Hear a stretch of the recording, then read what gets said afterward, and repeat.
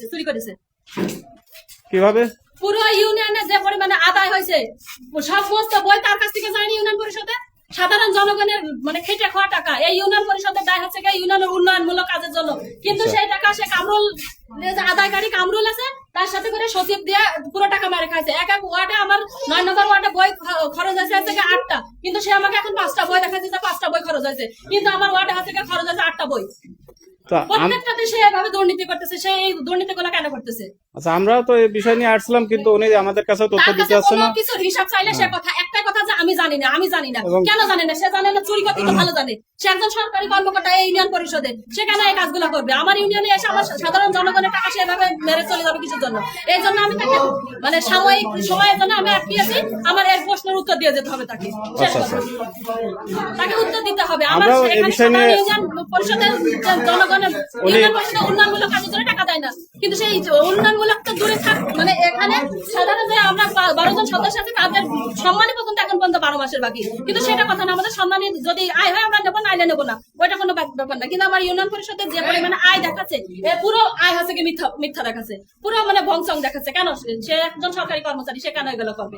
সে রাজস্ব খাতের টাকা কিভাবে চুরি করে?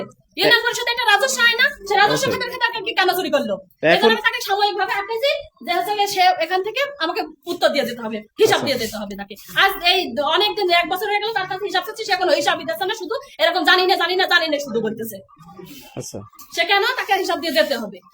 এই বিষয় নিয়ে আপনি আপনাদের যে প্রশাসনিক কর্মকর্তা আছে তার ইউনো স্যারকে আমি গত বছর বলেছি, এর আগে যে সচিব ছিল তারা পর্যন্ত হচ্ছে কি এইভাবে এই কাজগুলো করেছে, মানে আয় দেখাইছে একরকম, ব্যয় দেখাইছে একরকম, এভাবে মনে করেন 6-9 আগে থেকেই চলতেছে।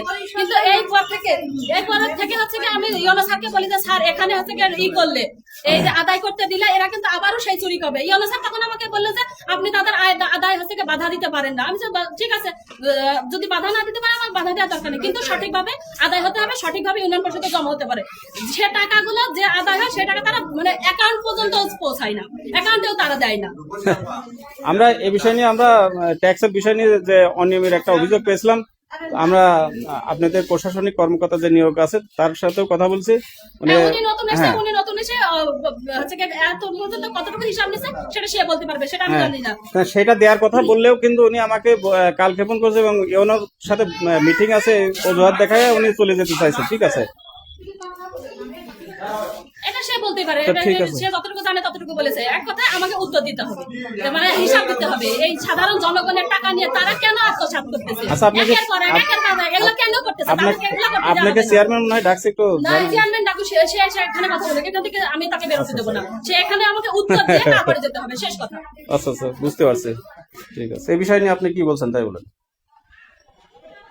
এই বিষয়ে নিয়ে কি আমার তো কিছু বলে না। এখানে সরকারি অফিসের যে নিয়ম, সেই নিয়মে যদি কোনো অবজেকশন বা কোনো কিছু থাকে তাহলে তো আমাকে বলবে। আচ্ছা আচ্ছা, আমি এখানে প্রশাসক হিসেবে দায়িত্ব আছে, আমি বসে আছি, তাহলে তো আমাকে বলবে।